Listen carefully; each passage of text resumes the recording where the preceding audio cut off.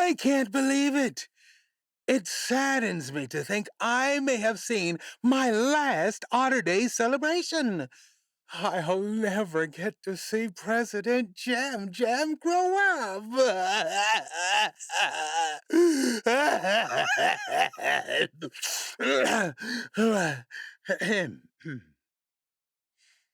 Congratulations on getting this far, little bird. Here's your next clue.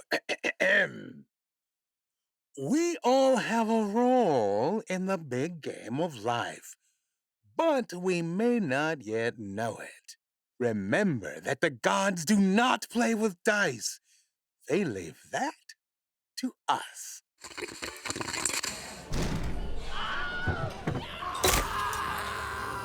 All right, you lot.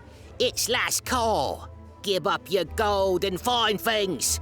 No funny business. Oh, a bar fight? Finally, I was getting bored. We have to help these poor people.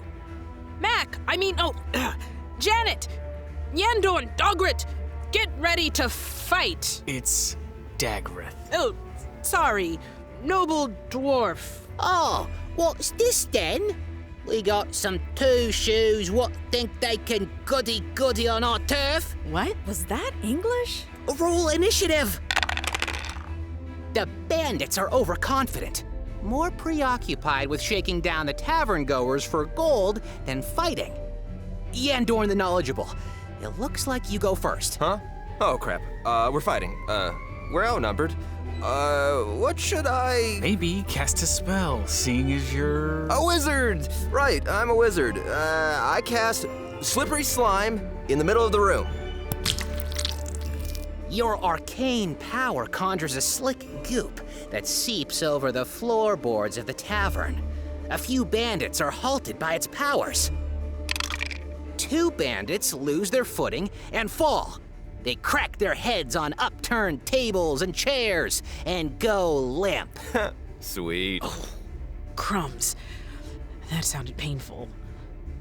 They're not dead, are they? All right, lucky placement with a lame spell. My turn. Dagrith the Pious strides up to the closest heathen bandit to dispense swift and exacting justice. With, cord summons? Eat Dwarven Hammer, degenerate! Damn it. 9 plus... Is 14 enough to... You dispense your god's justice to the table next to the bandit you were aiming at. You miss. A second bandit joins up with the one you just took a swing at. Their daggers crave dwarven blood. They both attack. I'ma make a nice toupee with that beard, boy! Someone do something! Janet Kneecracker.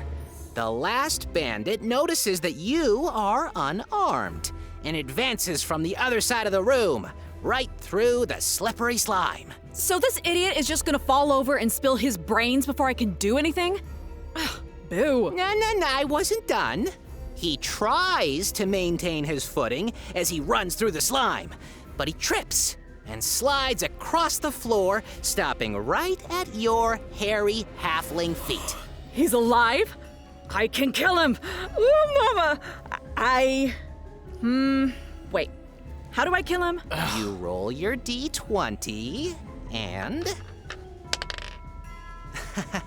It's the one with 20 sides, Janet Kneecracker. Ah, that makes sense. And 8? Does that do anything?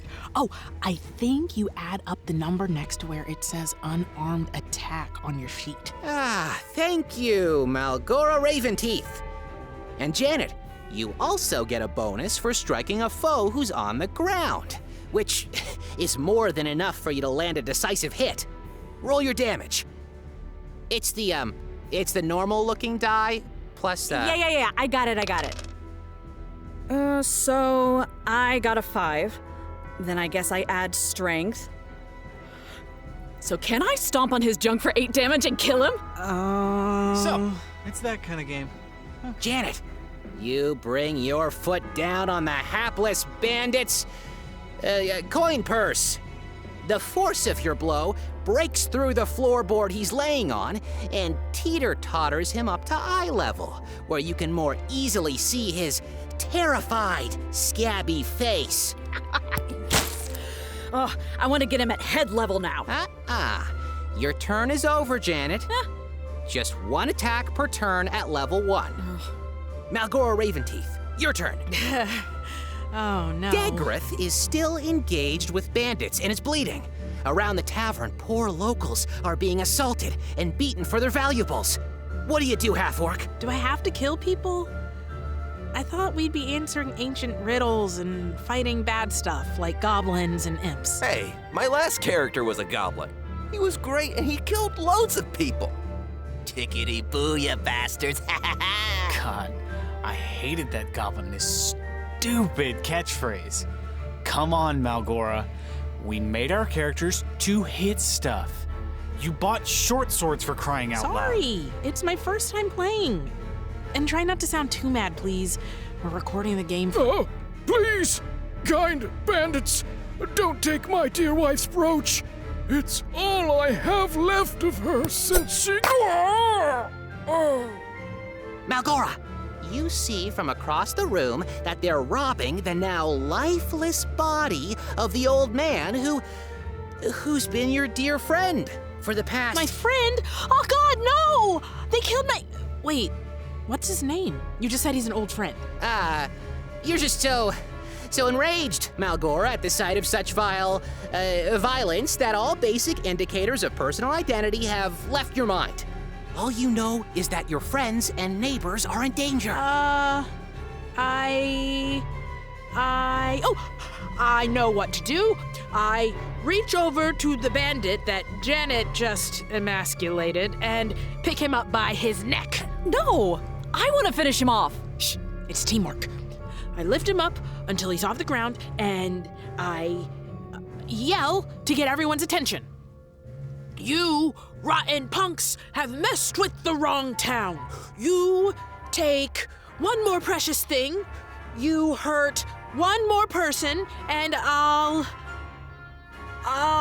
pluck your eyeballs out, put them in a jar, and sell raffle tickets to people to try and guess how many are in there. Oh, I'm sorry. That was dumb. I got fundraising ideas stuck in my head. I'll just Make stab. an intimidation roll, Malgora. You get a +4 bonus from your ferocious presence trait. Oh, well, sure then. Ooh, Malgora! Everyone in the tavern is dumbfounded in surprise and terror. The bandit you're holding by the neck frantically wriggles free of your grip and scurries away on his hands and knees. Those fighting Dagrith lose their nerve and head for the door. I don't have a sound button for violent peasant uprising, so I'll just push a few buttons. Hey, I didn't get to hit anything. I throw a chair at the fleeing bandits. Yeah, I'm not letting the castrato crawl away from me. When it's my turn again, he's history. You're all insane. We don't have to fight anymore. Whoops, hold on. It's time for the underwriting break. This broadcast is brought to you by Big Goblin Gaming, Peculiar Springs' mecca of magic, minis, and merch. You're listening to 93.3 WSCP FM, The Scoop. Lengthy Tangent presents Peculiar Radio, created by J.K. Robbins. Starring Lauryn Alvarez as Mallory Brimm, J.K. Robbins as Brandon Bardo, Alyssa Petrey as Mackenzie Mack Harrison, Kate Sheridan as Tamryn Woods, with Jamey Lewis as Gus Fotheringham. Episode 7, Ghouls and Grottos. Wow. You like it? I can tell you're impressed. Arthur had this complex soundboard for all the FX. He did all the voices for the NPCs, and I... Yeah, Arthur, let's talk about Arthur. So you and Max spend all day playing at this guy's store with him and these two bozos? Hey, whoa. Those two bozos are David and Carl. They're both Ghouls and Grottos veterans. So, David is playing as this human wizard named Yandorn the Knowledgeable, and Carl is a dwarf paladin. Mallory, who... I don't care. Yandork sounds like he failed the 10th grade, and the Carl guy just sounds like an asshole. Yeah, Carl already made that Yandork joke. But, yeah, Gus knew Arthur. And he knew about Gus's flash drives, and made you play make-believe, and put it all out on the radio? Why are you so snippy today, Bardo? Besides, Arthur's great. I didn't know this, but apparently Gus was something of a regular at Arthur's shop. He wasn't much of an RPG guy, though. Arthur said he was big on, I think he said something about worker placement and train ticket games. God, that sounds incredibly boring. So you're saying Gus and Arthur bonded over weird board games about imaginary jobs? That's a rude way to say it, but... And I'm sorry for my constant interruptions, but I gotta harp on this. He was close enough to Gus to be part of this weird conspiracy of a scavenger hunt that we're being forced to run through to keep our real jobs, and you just went along with it? Bardo, it's fine. Arthur is a friend. Gus's friend. And a really fun game master. Mallory, these freaks and geeks could know where Gus's will is, and they're just making you jump through these hoops for free publicity. For all we know, he could have hidden every other flash drive. 'Cause you really think an old codger like Gus could have hidden that last note in a zoo enclosure without anyone else noticing? Frankly, I'm surprised Mack didn't just sock him in the coin purse and nab the flash drive. That's kinda her MO. Oh, I'm sorry. Is it my turn to talk? I mean, is that a board game joke? It will work out, Bardo. I know we've been working hard to keep our jobs by finding these flash drives, and I've been working hard to produce something fun for our listeners with a local business owner who really cares about what he does. I just need you to trust me, okay? Okay. I mean, if you think this'll... Yeah, fine. I'm gonna go grab a snack. And from the catacombs, a mob of skeletons attack! Ha ha! Oh, I'm finally getting to hit stuff? Damn bandits and their high dexterity. I'll say, I feel way less guilty about killing things that are already dead. Oh, my turn. That will just barely hit, Janet. I'll admit the first time we heard the bowling pins when I punched a skeleton in the pelvis was funny, but I'm over it. I'll take that as constructive criticism. Oh, Mal! Oh, that's perfect. What? Whenever I crane kick one of these guys in the jaw, you can just snap some celery in half. I just wanted to eat my snack. Cracking celery is too wet of a sound for dry, reanimated skeletons. How about the almonds from the trail mix? The bowling pins are fine, okay? Come on. Anyway, Janet's blow puts down the last skeleton. You think that was the last of them. Dagrath, roll me a perception check. Oh yeah, that's an 18. What do I see? At the end of the room, you see a tall statue of a man in fine clothes. He has one hand reaching out, almost like a greeting. Where the statue's wrist meets his sleeve, you see a very fine break in the stone that looks like an intentional feature. That's what I'm talking about. There's gotta be more gold behind that statue. More gold that we're returning to the townsfolk, Dagrath. Everything we found so far was definitely stolen. As you come closer to the statue, you see wispy trails of spider webs and dust all over him. No one has touched this statue in years. It looks like you can twist his outreached hand. Well, you heard the man. Nothing behind the statue is stolen, so let's get paid. Janet, wouldn't your monastic order be disappointed in you, grave robbing? Come on, Mal. Vows of poverty, a life of contemplation. That's not what Janet Kneecracker is about. She left the other monks after they taught her the only skill worth learning. Punching anything that moves. You know, potions and scrolls get pretty pricey. Let's rob the dead rich guy. I twist the hand. The statue slides away, revealing a doorway. You all file into the forbidding room. In its center lies a stone sarcophagus, emblazoned with a noble coat of arms. On the walls are shields and tapestries with very familiar heraldry. a flying griffin over a field of red and white stripes. I have a bad feeling about this. A mere moment after you all step in, you hear the door close behind you. You all feel an eerie chill rise up your spine. Over the sarcophagus appears a hateful, translucent male figure. He looks exactly like the statue you opened to come into the chamber, except with pale skin and tattered clothes. He's definitely the dungeon boss. I cast Protect Ally on myself. David, you can't cast Protect Ally on yourself. I don't count as my own ally? Mildred Newman would disagree. Fine. In that case, I walk over to Janet to cast the spell on her. You get a +4 bonus to your armor for 3 rounds. All right, I'm ready to. David, do you have to touch me in real life for this magic to happen? Huh? Oh, no. I was role-playing. Sorry. Smooth as slippery slime, Yandorn. On that note, Janet runs up to the ghost to punch him. We're fighting? He hasn't even Okay, roll for it. Oh, yes! That's the best I've rolled all game. All right, now damage. Your fist harmlessly passes through the ghost. What? I got like 19. That's not high enough. Oh, it is, but this spectral noble is wholly immaterial. You lack the special materials or magic to hurt ghosts. But Janet's a monk.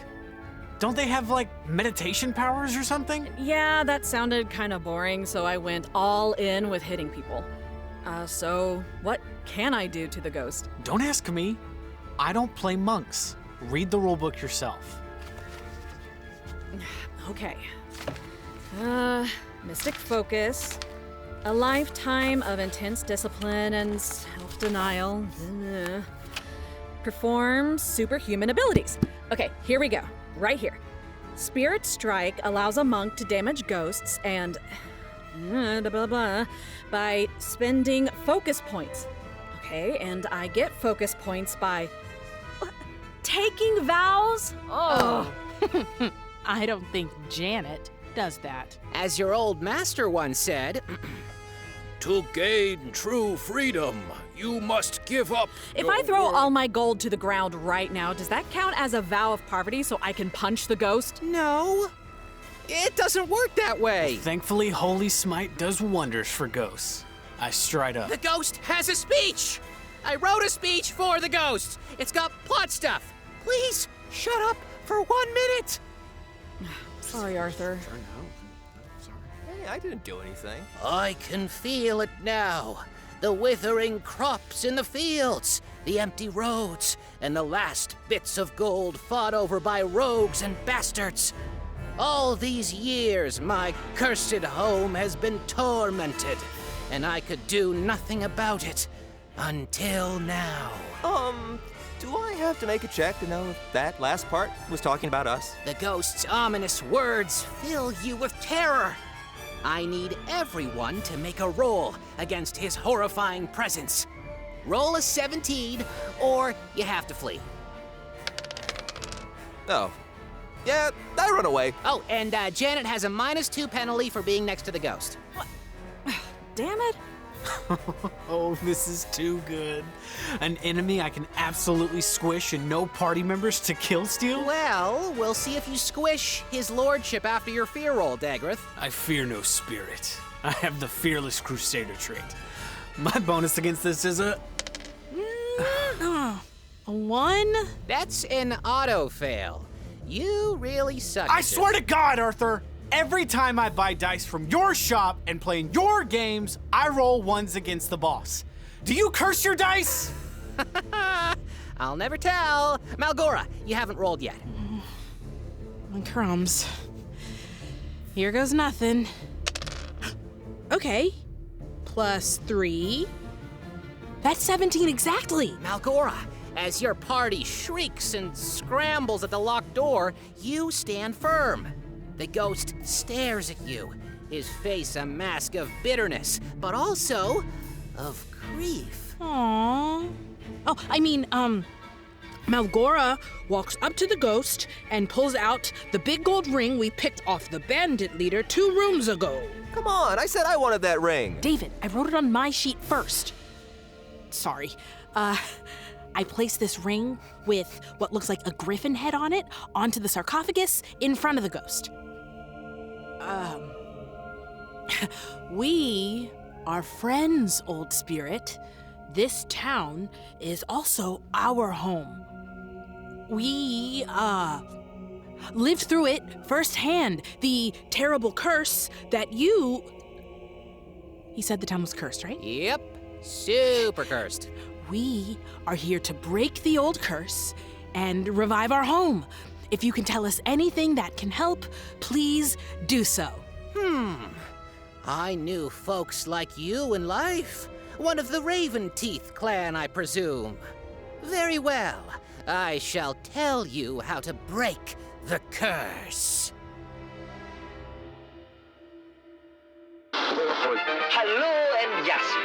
I am Heinz Papadopoulos with the Peculiar Springs German-Greek Alliance, and I'm excited to announce our upcoming Suzukatya and Suvlaki mix-up. Big Vet, Big Threat is protesting the upcoming Tri-State Cat Show, claiming, quote, veterinarians are backed by the government and implant listening devices into felines when they're neutered or... Well, now, this one we're calling this a hot dish instead of a hot dish, as they do in the Midwest of the United States, because you can customize it to your liking. As you journey through the springwood, the foliage grows thicker. Leaves and sticks crack beneath your boots, and the trees loom overhead. Somewhere out in this unknown expanse is the secret lodge of the Keepers of Springwood. If any of that ancient druidic order still live, then maybe they hold the other half of the Staff of Plenty. Go ahead and roll a perception check. And why are you looking for druids in the woods exactly? Well, the ghost was a friend of the druids when he was alive, and he was buried with a big emerald that went on this magic staff that could change the weather and make crops grow. Our hometown is withered and cursed with bad luck, so... So you're looking for magic jewelry that'll somehow save the land or whatever. Okay, I'm caught up. Yeah, basically. Yeah, but you're still not there yet. What's happening now exactly? Okay, so this part was pretty fun. We're walking through the woods, so we did these little side quests and special encounters as we traveled. And how long do these little side quests go on? Not that long. How long? I don't know, like 2 hours? Mallory, you can't just play 2 hours worth of filler. It's not filler. We were... You were what? Bonding. Mallory. Here, fine. I'll skip over some of it. And as you walk past a patch of foliage, roll another perception check. We made a lot of perception checks because we were traveling. Because, like, you make a perception check when you're looking for stuff. Guided by only your torchlight. Go ahead and make a perception check. Some of what we saw was pretty interesting if you just wait. Welcome to my traveling treasure hovel. Go ahead and make a... After this part. I'm waiting. Look, there was tons of interesting stuff happening. I swear, we met this weird witch in the woods. In the game. You met a weird witch in the woods in the game. Yeah. And her voice was amazing. You need to hear it. Arthur made these crazy eyes and hunched his back. Just a second, okay? Welcome to my traveling treasure hovel.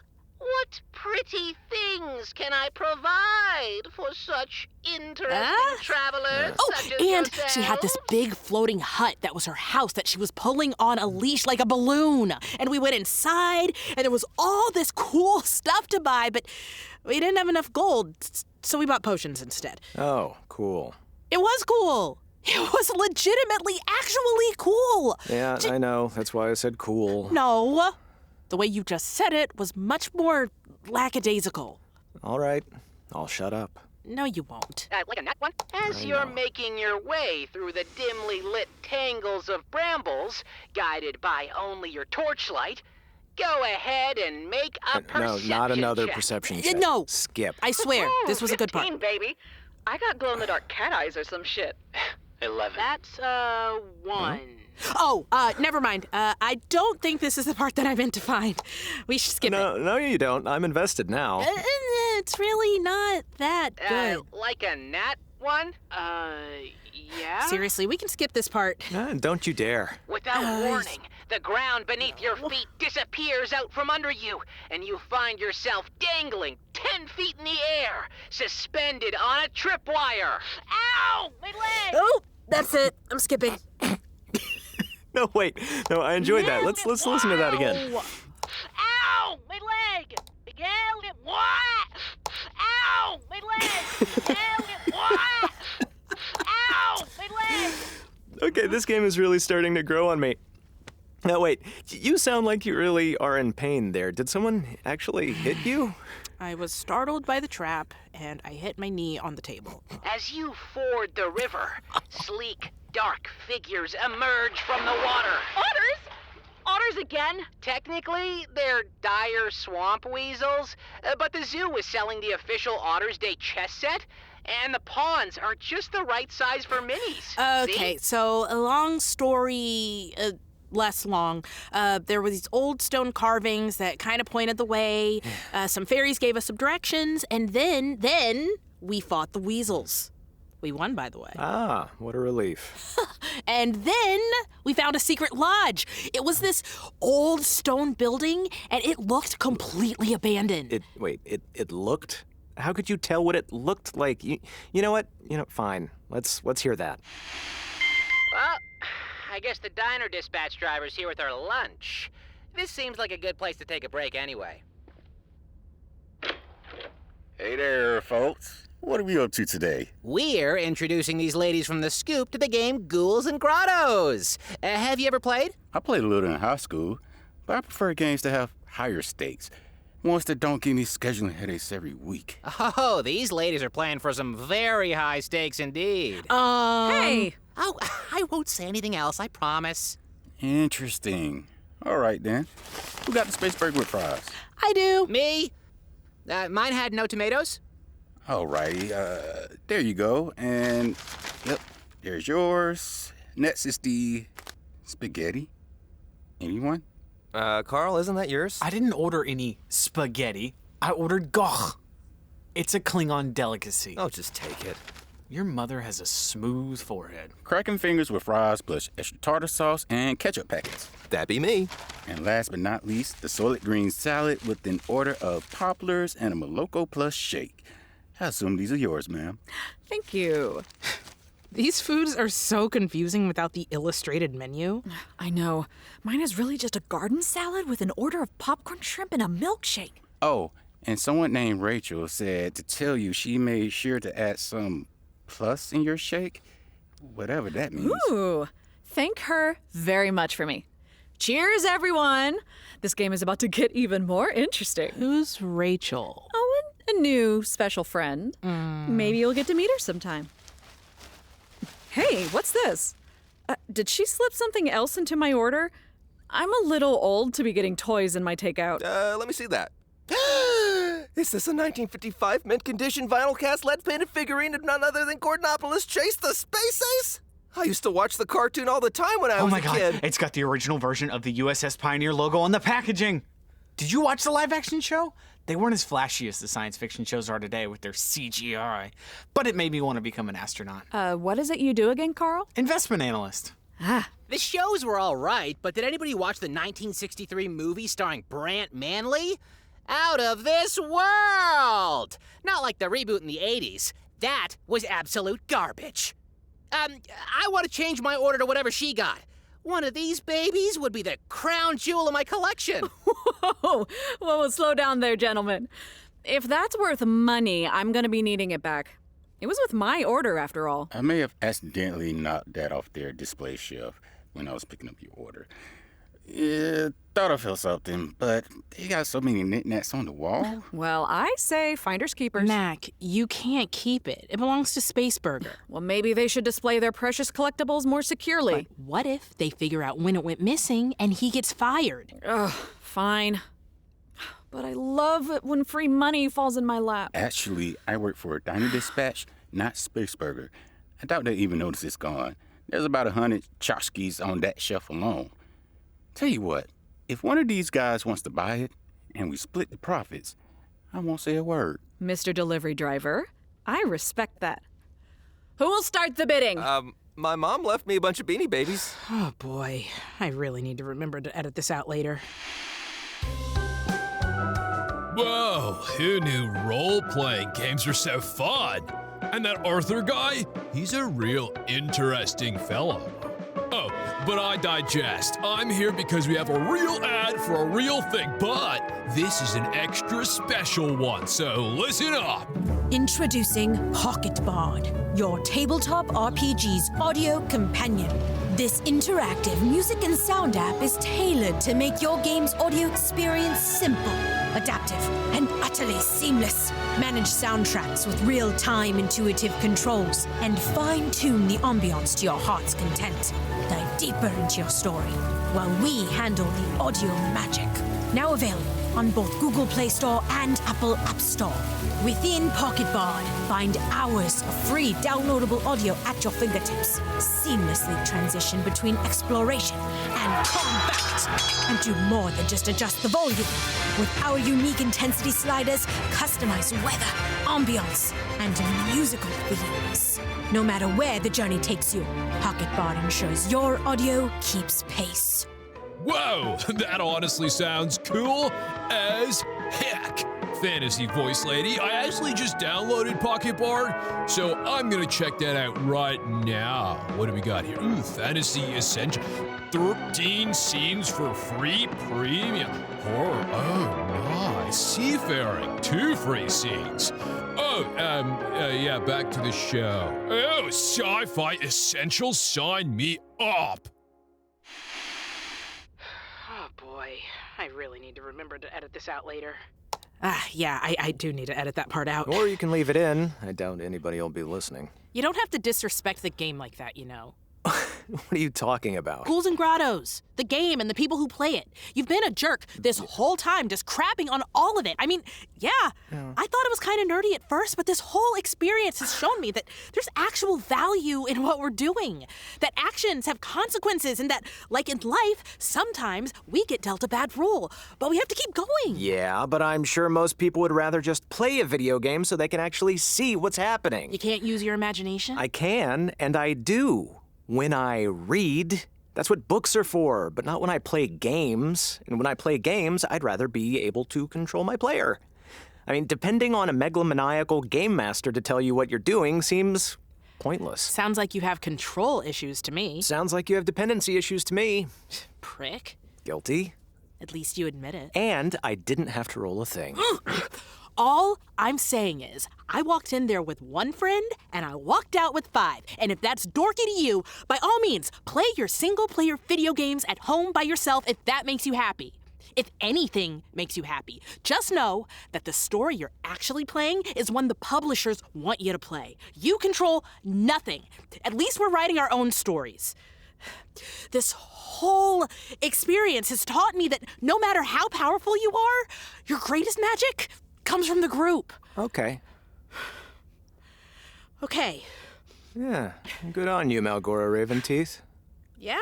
Yeah, point made. Let's keep this thing going. You said something about a druid lodge? Mm-hmm.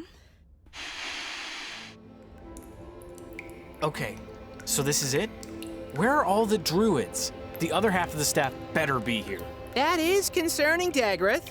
This building has clearly not been used as a gathering place for some time. But with the fading afternoon light, you see what appears to be a person the next room over. They're standing up straight in waist-high water. Oh? Is he trying to hide from us or something? Well, you did only barely notice him. The room he's in is much darker than the one you're in. He stands still. He probably hasn't noticed that you see him yet. I'm gonna yell at him. Hey, over there! Wait, maybe if we all go underwater, we can sneak up on him with... I'm not doing any of those things. If the last piranhas are dead, then it's my turn. I'm walking in there before you do something dumb to scare him off. Like a grand hero of legend, you slosh into the dark room to confront this weird, silent stranger. As you approach the figure, you notice his posture is a bit stiff and unnatural. His head is drooping to the side by a shoulder, and almost appears like he's being held up by something. So he's... What's happening? Potions! I know one of you brought potions. Heal me. Dagrith, a scythe rigged up to a tripwire sweeps from the ceiling and punctures your breastplate. Your wound shoots out a spring of blood. See? We should have swam in. That scythe would have gone right over his head if we did that. As the rest of the party wades in, they see that the figure across from you is a dead goblin, impaled on a scythe trap that triggered some time ago. Just under the surface of the water, his bones have been picked clean by swamp piranhas. How are there even piranhas in a swamp with, like, forest oaks and stuff? Yeah, this isn't a jungle-themed campaign, is it? Because piranhas are cool and they're fun. That's why they're here. This is a fantasy world where we can have piranhas in temperate forests and ghosts giving out quests. So anyway, the traps. I literally have 1 hit point. Oh, yeah. Have a couple healing potions, Dagrith. So, I get a bonus to spot and disable traps. Can I roll for that? Yeah, go for it. Okay. Sheesh, 17? Do I stay alive with a 17? You carefully trek through the flooded room. Behind a rafter above you, you see another scythe. And from under the water, you find a muck-covered tripwire. But you still have to disable it. You can see that there is a staircase to the next floor, but this trap is blocking the way. That does sound important.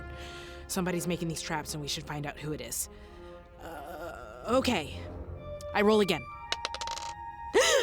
That's over 20! Okay, so do I... Wait, I die anyway, but I rolled... Nope, sorry. Wrong button. I hit the wrong FX button.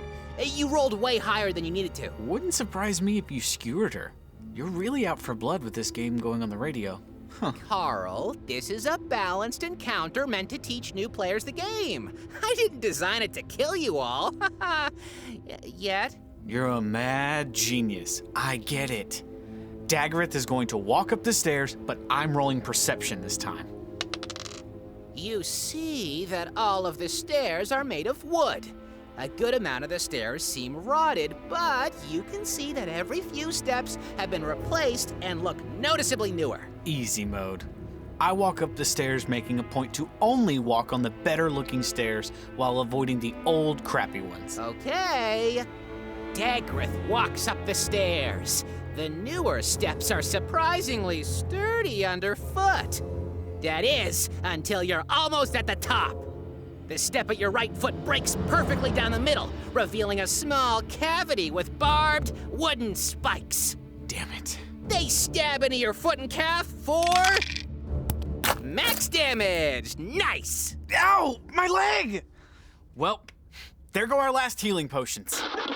Bring your bottoms to the top show of the weekend as the best queens in the country take the stage. Performances by Beryl Streep, Andy Kissinger, Amanda Lay, and Meatball. Well, it looks like it's a Cats game. After several attempts by BVBT to cancel the Tri-State Cat Show, it looks like it'll go on as planned. Come have a tussle down at the rink and roll. If you've got friends, now's the time to bring them out for a rollicking good time on roller skates. Hustle, you!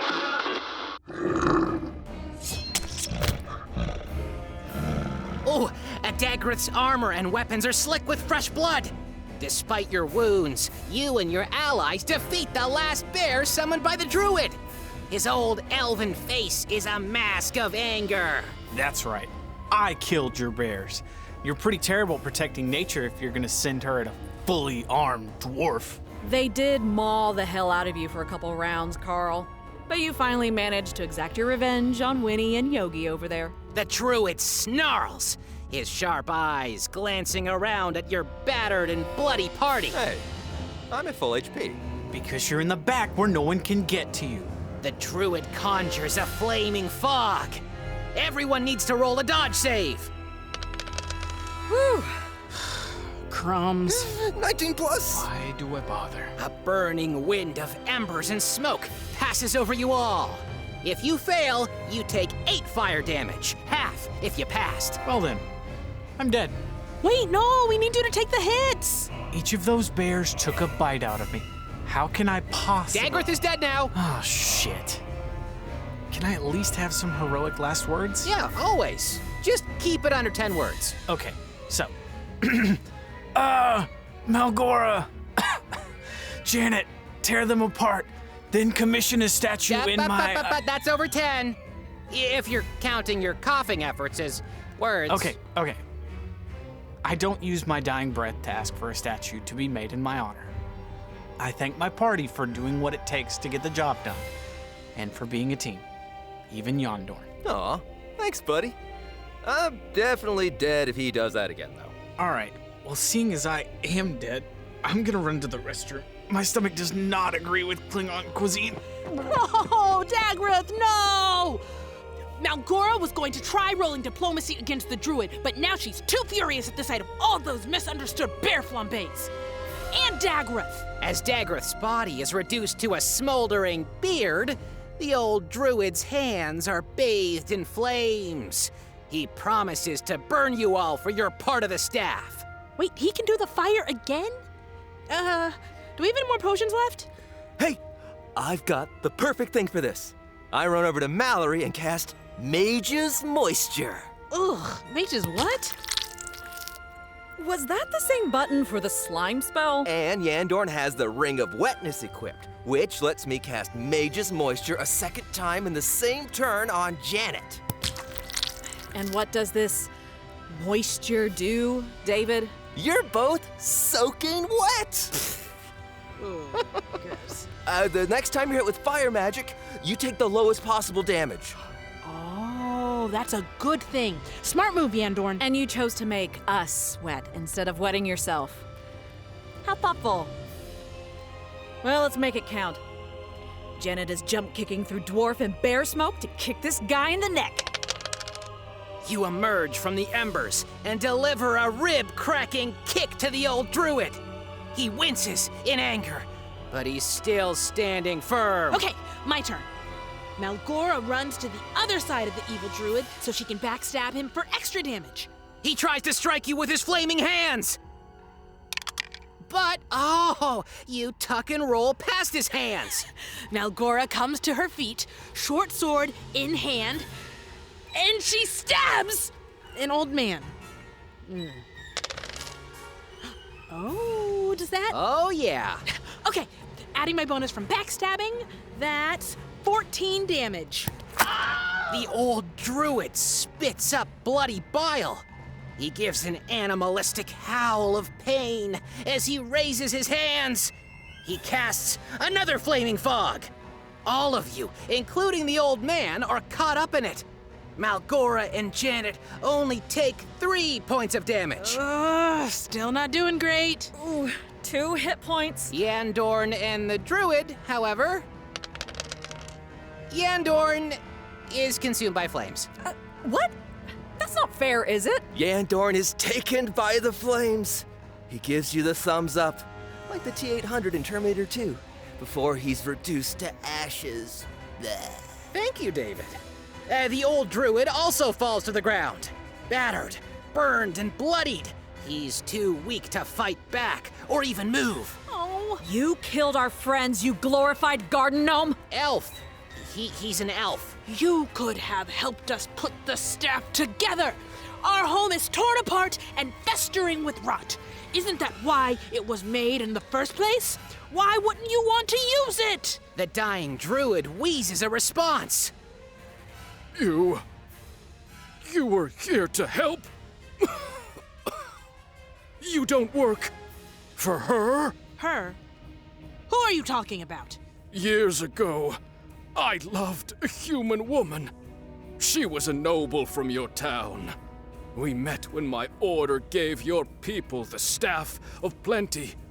She was fair and kind for a rich human. Let's hear the 10 to 15 word version of this, old man. We had a child. She grew to be a monster. Greedy, cruel, and eager for power. The Lord Mayor of your hometown is my daughter. She has the other part of the staff.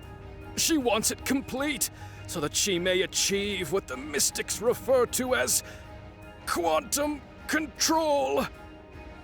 But your listeners will have to wait until next time to see that confrontation. What the hell, Arthur? I want to kill the Lord Mayor now. Well, I haven't written that part out yet. This is the whole adventure so far. So far? Arthur, we've been playing all day. Writing one-shots is really hard, okay?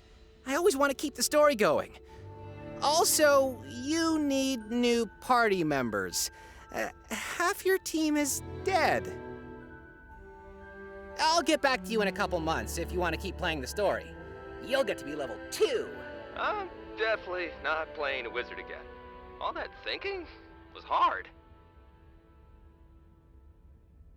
So wait, you've killed the main bad guy, but Arthur didn't finish writing the story, so you can't technically win? Yeah, we have to give him a couple of months to write the next part of the story. He's just super busy with things. But what happens next? With the flash drive. The flash drive with the clue that we need to have now. I mean, is this man-child really going to make us wait for another stupid game? Because we're gonna lose the station. Arthur's on his way to drop that off right now. Oh, thank God. Okay.